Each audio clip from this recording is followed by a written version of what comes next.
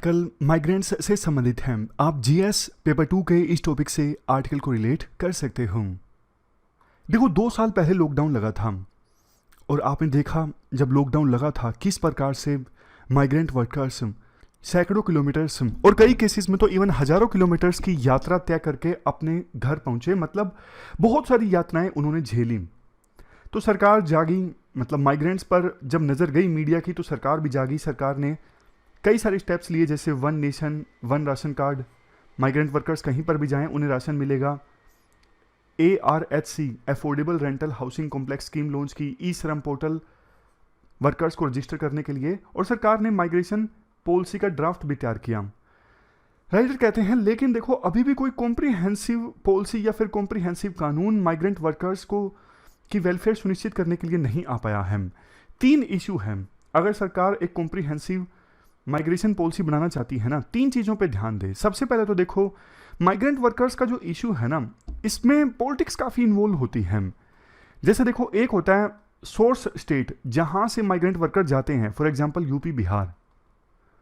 दूसरा जहाँ पर जाते हैं वो होता है destination state, for example Maharashtra या फिर गुजरात। अब देखो जहाँ पर जाते हैं ना वहाँ पे तो माइग्रेंट वर्कर्स का वोट होता नहीं है, तो वहाँ की जो पॉलिटिकल पार्टीज है ना वो सन ऑफ सॉइल इशू को बहुत रेज करती हैं कि ये लोग बाहर से आ रहे हैं, एम्प्लॉयमेंट ले रहे हैं, हमारे लोकल लोगों को एम्प्लॉयमेंट नहीं मिल रहा है। क्योंकि पता होता है डेस्टिनेशन स्टेट यानी फॉर एग्जांपल महाराष्ट्र या फिर गुजरात की पॉलिटिकल पार्टी को पता है इन माइग्रेंट वर्कर्स का वोट तो है नहीं, तो इनको कुछ भी कैसे भी डील करो हमारा कोई नुकसान नहीं होगा। जबकि इनके एम्प्लॉयमेंट के इशू को भुनाया जाएगा तो पॉलिटिक्स में हम सहानुभूति हासिल कर सकेंगे कि देखो इनकी वजह से एम्प्लॉयमेंट नहीं मिल रहा है। जबकि जो सोर्स स्टेट होता है वो बातें तो बड़ी करता है लेकिन कुछ करता नहीं है। जैसे बिहार यूपी हैं, बातें तो ये बड़ी बड़ी करेंगे पॉलिटिशियंस इन स्टेट्स के कि माइग्रेंट वर्कर्स देश की इकोनॉमी में कंट्रीब्यूट कर रहे हैं, लेकिन माइग्रेंट वर्कर्स को राहत पहुंचाने के लिए इन स्टेट्स के द्वारा कुछ खास किया नहीं जाता। तो ये तो हुआ देखो पहला चैलेंज कि माइग्रेंट वर्कर्स के इशू को ना पॉलिटिकल एंगल से देखती हैं अभी भी पॉलिटिकल पार्टीज। अब बात करते हैं दूसरा चैलेंज। पॉलिसी मेकर्स देखो अभी भी माइग्रेंट वर्कर्स को ना अनऑर्गेनाइज्ड वर्कर या फिर अर्बन पुअर की कैटेगरी में डाल देते हैं। जैसे मैं आपको एग्जांपल देता हूं, सरकार ये सोचती है चूंकि माइग्रेंट वर्कर्स शहरों में जाते हैं, वहां पे दूसरे जो गरीब लोग हैं ना उन्हीं के साथ इनको क्लब कर दिया जाता है। सरकार सोचती है कि गरीब लोगों के लिए स्कीम चलाएंगे तो माइग्रेंट वर्कर के लिए भी तो अपने आप चल गई ना, वो भी गरीब ही हैं। तो सरकार कोशिश करती है जैसे स्लम्स में डेवलपमेंट आए। सरकार ये नहीं सोचती कि माइग्रेंट वर्कर स्लम में रहता ही नहीं है, माइग्रेंट वर्कर बेचारा रहता है कंस्ट्रक्शन साइट्स पर, तो वो ना विकास से वंचित रह जाता है, वो सरकार की वेलफेयर स्कीम से ही वंचित रह जाता है। क्यों? क्योंकि सरकार ने पहले से डिसाइड कर लिया कि अर्बन पुअर के लिए वेलफेयर स्कीम चलाएंगे तो इसमें माइग्रेंट वर्कर भी आ जाएगा। लेकिन ये सोच गलत है। माइग्रेंट वर्कर्स को ना आपको अलग से हैंडल करना पड़ेगा, उनकी वेलफेयर के लिए अलग से स्टेप लेने पड़ेंगे। आप उनको अनऑर्गेनाइज्ड वर्कर या सिंपली अर्बन पुअर की कैटेगरी में नहीं डाल सकते। नेक्स्ट चैलेंज है डेटा की दिक्कत है। ऑफिशियल डेटा उपलब्ध ही नहीं है। अभी इतनी सारी दिक्कतें आए, जब देखो माइग्रेंट वर्कर्स के लिए स्कीम चलानी थी ना तो सरकार के पास कोई डेटा था ही नहीं कैसे उनकी वेलफेयर सुनिश्चित करने के लिए कोरोना की वजह से जो लॉकडाउन लगा उनको राहत पहुंचाने के लिए उन तक स्कीम का लाभ पहुंचाया जाए। बड़ी दिक्कत आई। देखो आमतौर पर ना होता यह है हमारे देश में ना कुछ स्टेट अच्छे काम करते हैं, फिर कुछ दूसरे स्टेट्स उस स्टेट की कॉपी करते हैं, बाद में जाके सेंट्रल गवर्नमेंट फिर नेशनल लेवल पे कानून बना देती है। जैसे एक इसका सबसे बढ़िया एग्जांपल है छत्तीसगढ़ पीडीएस। छत्तीसगढ़ में ना पीडीएस सिस्टम काफ़ी अच्छा था, फिर धीरे धीरे कुछ दूसरे स्टेट्स ने उसको फॉलो किया, बाद में नेशनल लेवल पे नेशनल फूड सिक्योरिटी एक्ट आया 2013 में। तो ना अब ना कुछ स्टेट्स माइग्रेंट वर्कर्स को ट्रैक करके अच्छा काम कर रहे हैं। जैसे महाराष्ट्र है, Maharashtra migration tracking system MTS है। ये क्या करते हैं, ये माइग्रेशन को ट्रैक करते हैं, स्पेशली फोकस करते हैं महिलाओं पर और बच्चों पर। एक और चीज़, वैसे और भी मॉडल देख लीजिए, फिर मैं बताता हूँ कौन सी चीज़ बोल रहा हूँ। महाराष्ट्र की Chhattisgarh state migrant worker policy, इसमें देखो माइग्रेंट वर्कर्स को ना सोर्स पर ही रजिस्टर किया जाता है। जैसे छत्तीसगढ़ से कोई माइग्रेंट वर्कर जा रहा है तो वहीं पर उसे रजिस्टर कर लिया जाएगा और बाद में ट्रैक किया जाएगा using phone based outreach system. अब बताता हूं महाराष्ट्र की कौन सी चीज का मैं बात कर रहा था। ये जो महाराष्ट्र MTS है ना, महाराष्ट्र माइग्रेशन ट्रैकिंग सिस्टम, इसमें महिलाओं पर और बच्चों पर फोकस किया जाता है। लेकिन एक अच्छी चीज, ये महाराष्ट्र एमटीएस जो है ना, वो women and child development department में मौजूद रहता है, ना कि लेबर डिपार्टमेंट में। आमतौर पर जो माइग्रेंट वर्कर्स का जो इशू है ना, वो लेबर डिपार्टमेंट के अंतर्गत आता है। महाराष्ट्र एमटीएस को देखो, अगर women and child development department में डाला गया है, इसका मतलब सरकार ये एक्नोलेज कर रही है कि लेबर डिपार्टमेंट जो है वो माइग्रेंट वर्कर्स के इशू को अच्छे से नहीं हैंडल कर पा रही है। तभी एक डिफरेंट डायमेंशन देने की कोशिश की गई है, कम से कम माइग्रेंट वर्कर्स में जो महिलाएं और बच्चे हैं उनकी वेलफेयर सुनिश्चित की जा सके, इसे women and child development department के अंतर्गत डाल के। लेकिन राइटर कहते हैं देखो, आपको ना मल्टी सेक्टोरल अप्रोच की आवश्यकता है, स्ट्रेटेजिक कन्वर्जेंस चाहिए कई सारी मिनिस्ट्रीज और डिपार्टमेंट के बीच में। इसके लिए उड़ीसा का प्लानिंग एंड कन्वर्जेंस डिपार्टमेंट जो है ये अच्छा काम कर रहा है। उड़ीसा का प्लानिंग एंड कन्वर्जेंस डिपार्टमेंट एक इंस्टीट्यूशनल मैकेनिज्म प्रोवाइड करता है ताकि कई सारे डिपार्टमेंट्स के बीच आपस में कोऑर्डिनेशन हो सके स्कीम्स को लेके। तो ये 3-4 चैलेंजेस हैं जिनको देखो सरकार को समझना चाहिए कॉम्प्रिहेंसिव माइग्रेंट पॉलिसी बनाने से पहले। तो ये कुछ पॉइंट्स जो थे माइग्रेंट वर्कर्स की वेलफेयर से संबंधित, उनको हमने डिस्कस किया। अब हम चलते हैं आगे। इसके बाद नेक्स्ट जो आर्टिकल है वो पाकिस्तान में चल रहे घटनाक्रम से संबंधित है, सी राजा मोहन का इंडियन एक्सप्रेस से। आप जीएस पेपर 2 में जो इंडिया एंड नेबर्स वाला टॉपिक है ना, वहां से इस आर्टिकल को रिलेट कर सकते हो। पाकिस्तान में अभी क्या चल रहा है देखो ना, पाकिस्तान में जो सरकार थी, इमरान खान प्रधानमंत्री थे, इनकी सरकार ने ना नंबर्स खो दिए। जैसे मैं आपको एग्जांपल देता हूं, मान लीजिए बीजेपी के पास अभी सीट्स हैं 300, मेजोरिटी के लिए चाहिए 272, लेकिन बीजेपी के जो 50 एमपीज हैं ना, वो बीजेपी से अलग हो जाते हैं। ऐसा होगा तो क्या होगा, बीजेपी के पास में मेजोरिटी नहीं रहेगी। तो वही हुआ इमरान खान की पार्टी के साथ में, मतलब कई सारे एमपीज इनसे अलग हो गए थे, इनके जो सहयोगी दल थे उन्होंने समर्थन वापस ले लिया था। तो अपोजिशन जो है ना बार बार नो वोट कॉन्फिडेंस की मांग कर रहा था। इससे पहले कि नो वोट कॉन्फिडेंस आयोजित होता पाकिस्तान की नेशनल असेंबली में, उससे पहले इन्होंने क्या किया, प्रेसिडेंट को रेकमेंड कर दिया कि आप हाउस को डिसॉल्व कर दीजिए, और नो वोट कॉन्फिडेंस का जो प्रपोजल था उसको वहां के डिप्टी स्पीकर ने रिजेक्ट कर दिया। तो अब यह मामला पहुंचा है पाकिस्तान की सुप्रीम कोर्ट में। आज पाकिस्तान की सुप्रीम कोर्ट इस मामले पर सुनवाई करेगी। लेकिन देखो हमारे लिए, ये तो मैंने आपको घटनाक्रम बता दिया क्या क्या हुआ है, अब मैं बताता हूं हमारे लिए क्या काम का है।